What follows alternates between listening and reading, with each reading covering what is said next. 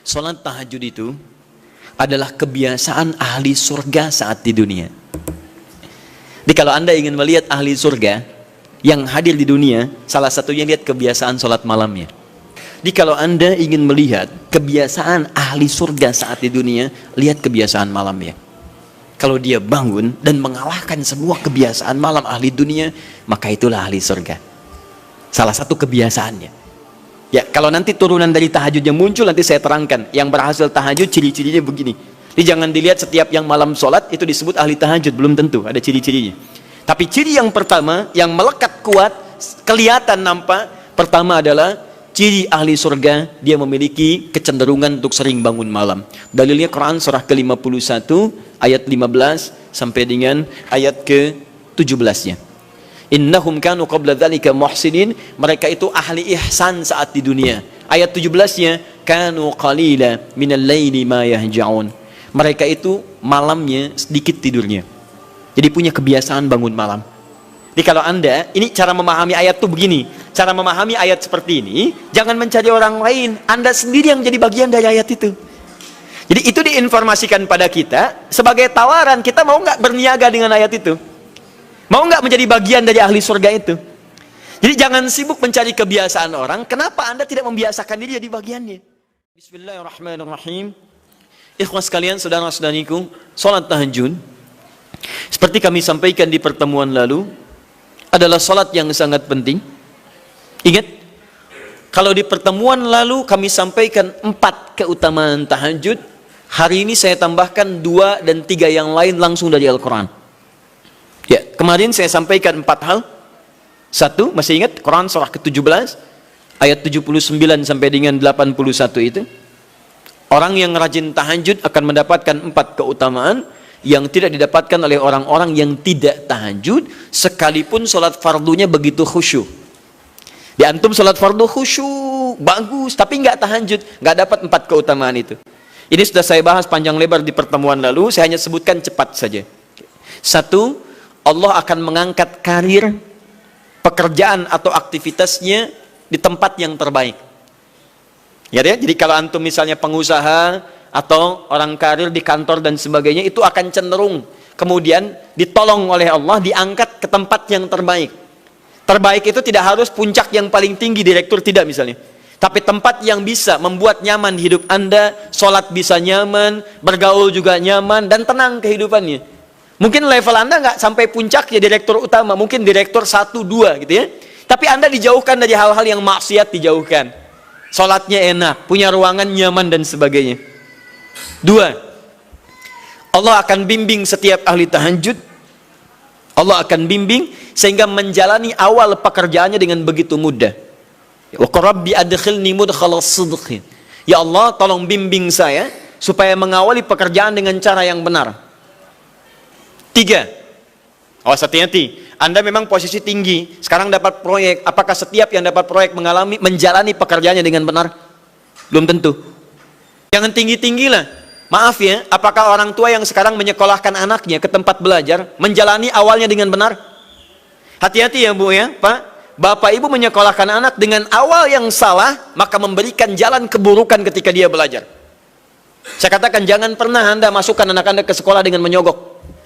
Bayar sekian supaya masuk, menyalahi aturan. Kalau awalnya sudah salah, bagaimana anak Anda bisa belajar dengan benar? Mustahil mendapatkan sesuatu yang tidak baik. Yang baik itu mustahil didapatkan. 3, wa akhrijni mukhrajas sidqin. Allah berikan jalan keluar terbaik dari persoalan yang dirasakan. Di ahli tahajud itu setiap punya masalah, bukan nggak dapat masalah ya, bukan tidak bermasalah hidupnya. Dia mendapat ujian juga. Cuman sebelum diuji, diringankan masalahnya. Sehingga seakan-akan nggak punya masalah.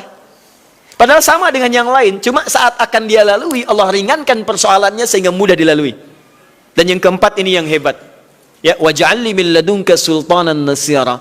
Allah akan tolong langsung orang ini ketika ada lingkungan sekitar yang akan menyakiti atau menjahilinya. Kalau diisengi orang, diganggu orang, dan sebagainya, ini orang-orang seperti ini langsung mendapatkan perlindungan dari Allah Subhanahu wa Ta'ala. Ada satu kali, ini kisah nyata, seorang saleh, ahli tahajud, Sampai saking ahli tahajudnya tidak ingin meninggalkan kebiasaan ini. Ini sangat nyata kisahnya dan tidak mengarang. Satu kali Pak, kemudian malam-malam dia perjalanan dengan rombongan. Begitu perjalanan orang-orang tidur sampai dia mengendap-endap, kebiasaannya tidak ingin diketahui oleh orang lain. Satu malam kemudian dia bangun setelah orang lain tidur, masuk dia sedikit ke area sedikit ada dalam hutan. Begitu sedang menunaikan sholat, dia duga kemudian tidak ada orang lain yang melihatnya. Ternyata ada satu orang atau beberapa yang kemudian tergerak, mendengar suara dan menyaksikan kebiasaan dia. Anda tahu apa yang terjadi? Dan inilah yang disampaikan oleh orang-orang yang melihat itu. Begitu sedang sholat, teman-teman sekalian, tiba-tiba baru bertakbir malamnya, lompatlah dikisahkan seekor harimau di depannya. Dalam keadaan yang sudah lapar. Saya mau tanya pada Bapak Ibu, begitu sholat, misalnya Allahu Akbar, tiba-tiba samping ada harimau. Wow. Apa yang dilakukan? Kabur. Udah gak panjang pikirnya, kabur gitu kan. Tapi sekarang lihat apa yang beliau sampaikan. Begitu datang harimau itu, perhatikan ahli tahajud ini, dia ingat dengan janji Allah. Dia ingat dengan janji Allah. Perhatikan baik-baik ya. Kalau Anda sudah punya kebiasaan Qur'ani dalam jiwa Anda, maka ayat itu akan hadir membimbing Anda dalam setiap kesulitan Anda. Apapun itu. Nabi Yusuf dekat dengan Allah, ketika digoda muncul ayatnya. Laula ara'a burhana rabbi. Kalau bukan melihat petunjuk dari Rabbnya, niscaya ada sesuatu yang buruk terjadi kepadanya. Tapi Allah jaga beliau. Lihat baik-baik teman-teman. Begitu melompat harimau itu, kemudian dia katakan dalam jiwanya. Lihat kalimatnya. Ya khalqallah. Hei makhluk Allah. Dia tidak katakan ya namar, hei harimau, tidak. Kalau disebutkan harimaunya, menunjuk pada zatnya. Tapi dia lekatkan makhluk ini kepada penciptanya. Hei makhluk Allah. Ya khalqallah, hei makhluk Allah. Jika saya memang rizki yang telah Allah tetapkan untukmu pada saat ini, maka saya ridho untuk engkau makan, silakan, tidak ada masalah. Kalau Allah tetapkan saya sebagai rizki untukmu pada saat ini, silahkan. Tapi kalau saya bukan menjadi rizki yang telah Allah tetapkan untukmu pada saat ini, maka jangan coba-coba ganggu ibadahku hari ini. Lihat kalimatnya, bukan jangan makan aku. Ingat, bukan jangan makan aku. Jangan coba-coba ganggu ibadahku saat ini, atau aku akan mohonkan pada Allah penciptamu untuk menghancurkan engkau saat ini juga. Perhatikan, dia minta jangan ganggu tahajudnya, bukan jangan makan dirinya. Apa yang terjadi ketika dikaitkan dengan ayat perlindungan tentang tahajudnya, maka tiba-tiba harimau ini pergi meninggalkannya, mengaum sekali langsung pergi. Anda bisa bayangkan, bisa nggak malam-malam begitu Anda sholat, tiba-tiba ada nyamuk misalnya kan banyak tuh. Begitu Anda mulai disengat oleh nyamuk, diambil, Anda katakan, hei nyamuk,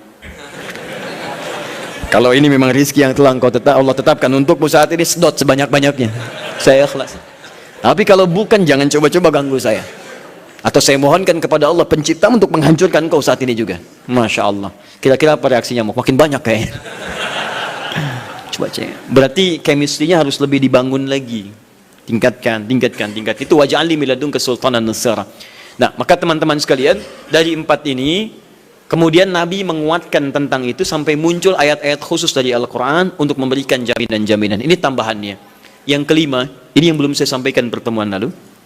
Kelima, sholat tahajud itu adalah kebiasaan ahli surga saat di dunia. Jadi kalau Anda ingin melihat ahli surga yang hadir di dunia, salah satunya lihat kebiasaan sholat malamnya. Bukan nonton bola. Dan tidak dikalahkan oleh bola. Dia nggak peduli mau Kroasia menang 2-1 lawan Inggris, dia nggak peduli. Ya, mau Prancis menang 1-0 lawan Belgia, dia nggak peduli. Pokoknya terserah, yang penting juaranya Prancis misalnya gitu kan. Tidak. Dia nggak peduli, mau siapapun nggak ada masalah. Dan tidak dikalahkan. Jadi kalau Anda ingin melihat kebiasaan ahli surga saat di dunia, lihat kebiasaan malamnya. Kalau dia bangun dan mengalahkan semua kebiasaan malam ahli dunia, maka itulah ahli surga. Salah satu kebiasaannya. Ya, kalau nanti turunan dari tahajud yang muncul, nanti saya terangkan. Yang berhasil tahajud, ciri-cirinya begini. Jadi jangan dilihat setiap yang malam sholat, itu disebut ahli tahajud. Belum tentu, ada ciri-cirinya. Tapi ciri yang pertama, yang melekat kuat, kelihatan nampak, pertama adalah, ciri ahli surga, dia memiliki kecenderungan untuk sering bangun malam. Dalilnya Quran surah ke-51, ayat 15, sampai dengan ayat ke-17-nya. Innal muttaqina fi jannatin wa uyun. Sungguh di antara orang takwa itu nanti akan ada yang mendapatkan hadiah taman surga. Apa keistimewaannya? Akhidhina ma atahum rabbuhum innahum kanu qabla dzalika muhsinin. Sungguh kebiasaan mereka itu saat di surga, keutamaan surga, taman surga ini, mereka akan langsung mendapatkan semua kenikmatannya dari Allah langsung. Kalau surga lain diberikan lewildanun mukhalladun, pelayan surga. Di kalau antum ikhwan oleh bidadari surga, yang akhwat oleh pangeran-pangeran surga. Ganteng cantiknya nggak usah dibayangkan, tak terlukiskan. Ada hurun in, ada seperti mutiara, ada seperti berlian, oh, indah sekali. Dan kata Nabi, mala ainan ra'at wala udhunun sami'at wala khatara ala qalbi bashar. Ya, nggak pernah dilihat di bumi. Dia mengantarkan bi aqwabi wa abariqa wa ka'sin min ma'in, bawa gelas-gelas yang berleburan mutiara, emas dan sebagainya. Nggak seperti ini, nggak ada merek Akhir TV di sana nanti. Ya, semuanya indah. Tapi nggak terbayang. Tapi taman surga tidak. Allah langsung yang berikan tanpa perantara. Kun fayakun. Gak usah dibayangkan, laisa kamitslihi syai', ada seketika. Tapi yang hebat, apa kebiasaan ini? Kata Al-Quran langsung, ini Allah yang mempersaksikan. Innahum kanu qabla dzalika muhsinin. Mereka itu ahli ihsan saat di dunia. Ayat 17-nya, kanu qalila minal laili ma yahja'un. Mereka itu malamnya sedikit tidurnya. Jadi punya kebiasaan bangun malam. Jadi kalau Anda, ini cara memahami ayat itu begini. Cara memahami ayat seperti ini, jangan mencari orang lain. Anda sendiri yang menjadi bagian dari ayat itu. Jadi itu diinformasikan pada kita sebagai tawaran. Kita mau nggak berniaga dengan ayat itu? Mau nggak menjadi bagian dari ahli surga itu? Jadi jangan sibuk mencari kebiasaan orang. Kenapa Anda tidak membiasakan diri jadi bagiannya? Ya, jadi coba cek dari keluarga. Ada nggak sudah jadi bagian dari ahli surga di keluarga Anda? Sekarang pulang ke rumah, coba lihat dari sekian orang yang ada di rumah berapa yang bangun. Mula-mula cuma 2 orang menikah suami istri belum bangun. Allah kirimkan anak belum bangun. Sudah ada cucu belum bangun. 10 orang di rumah nggak ada yang bangun. Masa satu pun nggak ada yang jadi ahli surga? Coba. Makanya karena saking tingginya ayat ini, Nabi sampai membangunkan istrinya, membangunkan menantunya, membangunkan anaknya Fatimah Az-Zahra, menantunya Ali bin Abi Thalib. Dibangunkan oleh beliau, ayo bangun, bangun, bangun. Saking inginnya keluarga Nabi terpancar cahaya surga sejak mulai di dunianya. Teman-teman pulang ke rumah ya, coba lihat tuh. Anak-anak yang di pesantren kalau pulang dan sebagainya, malam bangun gak dia? Coba biasakan, bangun, bangun, bangun. Dan Anda akan rasakan hal yang sangat berbeda. 2. Tadi tambah 1 ya, berarti 5. Sekarang yang ke-6. Orang-orang yang rajin bangun malam, itu orang-orang yang mendapatkan pujian langsung dari Allah Subhanahu wa ta'ala. Jadi kalau Anda ingin melihat orang yang dipuji Allah, itu lihat orang yang sering bangun malam, tahajud. Di antara dalilnya, Quran surah ke-32 ayat ke-16. Tatajafa junubuhum 'anil madaji' yad'una rabbahum khawfan wa tam'a wa mimma razaqnahum yunfiqun. Setelah kita sujud itu ayat sajadah, Allah terangkan. Itu indah sekali kaitannya. Nih, di antara orang sujud ini ada yang lebih hebat lagi. Kalau Anda sholat subuh baca misalnya ayat sajadah, sujud, Allah terangkan. Di antara sifat orang yang rajin sujud ini adalah orang-orang yang rajin tahajud. Tatajafa junubuhum 'anil madaji'. Mereka sering menghindari tempat tidur di malam harinya. Maksudnya apa? Rajin tahajudnya. Ada orang-orang yang dipuji oleh Allah Subhanahu wa ta'ala karena kebiasaan malamnya dia menghindarkan diri dari tempat tidur. Maksudnya bukan nggak tidur, rajin bangun malamnya. Rajin bangun malam. Bapak Ibu kurang apa lagi ya? Kalau ada orang dipuji misalnya saat di dunia, presiden memuji seseorang, artinya presiden menyukai dia. Artinya presiden menjamin kemudahan baginya. Kalau ada orang yang dipuji Allah, artinya Allah mencintai dia dan menjamin kemudahan dalam kehidupannya. Maka dekati orang-orang seperti ini. Saya sarankan kalau antum punya teman, ikhwan sekalian, sedang mabit misalnya atau tugas dinas keluar. Tiba-tiba tengah malam di hotel dia bangun sholat, itu teman terbaik Anda. Saya katakan pada Anda, tandai orang ini dan dekati dia saat di kantor. Bangun ukhuwah dengannya, persahabatan dengannya. Maka ketika Anda mendekati orang-orang yang dipuji oleh Allah, maka Anda pun akan kedapatan bagian dari pujiannya. Karena mustahil orang yang dijaga oleh Allah mengajak Anda pada maksiat, itu mustahil. Mustahil. Sama teman-teman yang masih di kampus, kalau malam-malam misalnya di asrama atau pulang tiba-tiba ada orang-orang yang kelihatan sholat malam, dekati orang ini. Jadilah bagian dari sahabatnya. Dan dengan itu saya ajak, coba cek pasangan hidup Anda. Jangan-jangan selama ini Anda berdua belum mendapati sesuatu yang terbaik. Kalau ibu ingin suaminya dipuji oleh Allah Subhanahu wa ta'ala, maka bangunkan malamnya supaya dia sholat. Kalau istri Anda ingin dipuji oleh Allah Subhanahu wa taala, bangunkan malamnya supaya dia sholat. Dan kalau bisa keduanya kompak. Pernah kan saya sampaikan di pertemuan lalu, Nabi menyampaikan, lihat rahimallahu ra'an atau rajulan. Allah merahmati seorang lelaki, kemudian yang bangun di pertengahan malam dia sholat, lantas membangunkan istrinya dan mencipratan air di wajah istrinya supaya dia bangun menunaikan sholat malam. Seperti Allah merahmati seorang istri yang bangun di malam hari untuk sholat, kemudian dia mencipratan air di wajah suaminya supaya bangun untuk sholat. Saking tingginya mendapatkan pujian Allah, sampai kata Nabi SAW, ayo bangunkan istrimu sekalipun kau cipratkan air di wajahnya. Tapi mohon izin Bu ya, maksud hadis itu kalau sudah ada komitmen dan rencana bangun di malam harinya.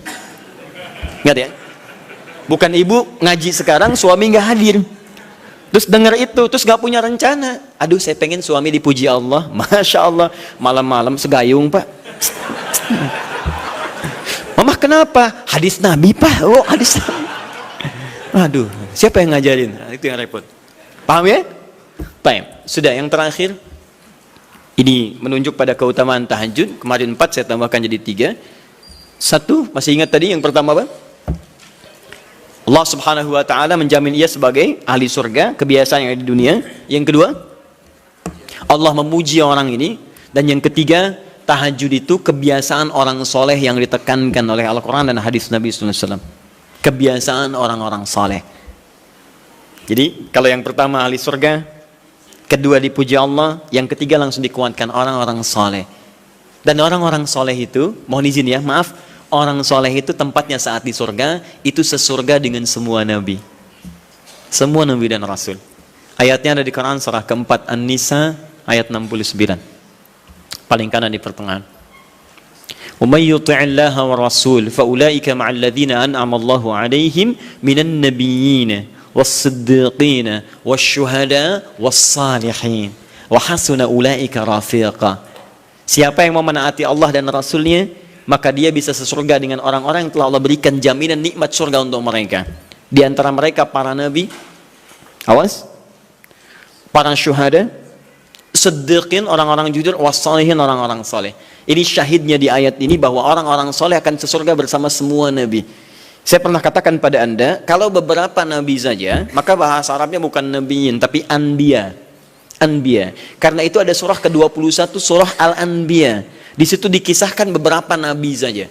Puncaknya di Quran surah 21 ayat 83 sampai 90. Di situ ada kisah Nabi Zakaria, kisah Nabi Yunus, kisah Nabi Ayub dan sebagainya. Anda bisa baca itu, ada turunan para nabi, tapi tidak semua nabi dikisahkan. Tapi kalau Anda ingin sesurga dengan semua nabi tanpa kecuali, maka Anda kerjakan sebagai orang soleh saat di dunia, ada peluang mendapatinya. Nah, ciri orang soleh yang ditekankan itu, dia adalah orang-orang yang rajin bangun malam saat dia berada di dunia. Itu yang disampaikan tekanannya di Quran surah ke-76 Al-Insan ayat ke-26. Wa minal laili fasjud lahu wasabbihhu lailan tawila.